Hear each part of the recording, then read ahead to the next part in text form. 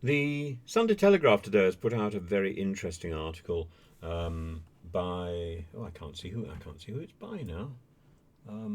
By Ross Clark, and he suggests that the Keir Starmer plan to deal with the EU and solve our migration crisis that way fails to recognise that the EU is not going to sort out its own migration crisis.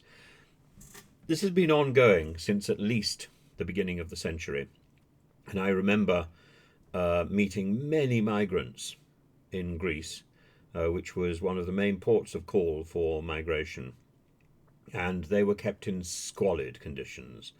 And many were allowed to work, but they had no money and they had no future. Now, under the Dublin III Convention, migrants who arrived in Greece had to be processed in Greece. Migrants who arrived in Italy, processed in Italy, Spain, processed in Spain, and so on. The point was, migrants very rarely arrived in Germany or in the northern countries where there was more money. So this incredible burden of dealing with migration was placed on the poorer countries in Europe, and they were struggling to deal with this.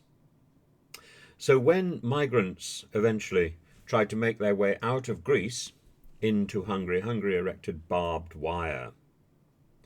And what Ross says is that this is the problem. If the northern countries and the middle European countries cannot deal with spreading the weight of dealing with migration across Europe, then it's hardly likely that Europe as a whole is going to be able to negotiate about migration with Britain. Well, that's a reasonable point to put. I think in the end, Europe is going to have to deal with migration, because otherwise, literally, the southern countries are going to collapse from the strain of having to handle so much migration without help. There are two possibilities. Number one is that migration is stopped, is that there's some sort of patrol which stops migrants moving forward. That is to turn them back. And the pushback approach has been tried in Greece, and it inevitably results in death. The pushback approach was effectively tried with the large boat that was offshore from Greece a month or so ago, where over 500 people lost their lives. The narrative is supposed to suggest that the boat was moving. The boat was stationary. The boat was effectively being held. Greece didn't want it. Italy didn't want it. It sank with loss of life, significant loss of life, and a certain amount of stagey hand-wringing by the Greeks. This is an appalling situation. It cannot continue. We are potentially in the same situation with France.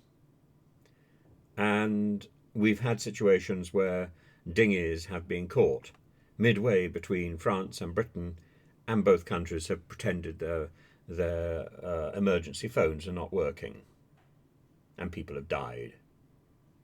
We cannot accept that blood cannot be on our hands. It's wrong. In the end, we're going to have to deal with it. Now, I think this may go beyond a Europe-Britain problem. I think it would be much better if this were handled at a fully international level. What we need to do is to redefine the 1951 Refugee Convention. What we need to do is actually to have some of those nations whose citizens are pouring out into the Mediterranean, into the Atlantic, and across our oceans, sitting at the same table. Because we need effectively to ask, what do you need to make your countries agreeable, safe? What do you need?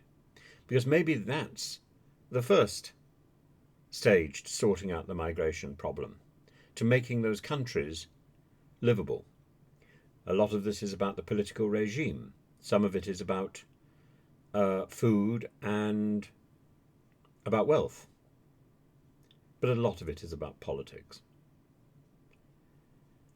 And then we need to ensure that there is a fair distribution of refugees. Those people who have links with a particular country should favour that particular country. Those people with no links to any particular country, they need to be moved to a country that can host them and is ready to host them. We all benefit from new ideas and migration. Indeed, there's only today a story about, I think, Oxford University suggesting that there's a story that an iron processing method was stolen from slaves. Well, why not? Why not? Well, I don't think it's a good idea to steal, but why can slaves not have a better idea than their masters? New ideas come in all shapes and forms, and we need to embrace them wherever they occur. But they're not going to occur, really, in a society which has become static and staid. Societies are enriched by new blood and new ideas and new peoples.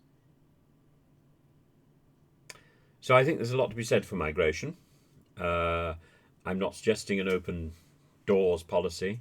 I am suggesting a version of Dublin 3, and I am suggesting a distribution of migrants across our northern countries, and possibly even a distribution of migrants to the south as well. There is no reason why we should not be embracing people from other countries.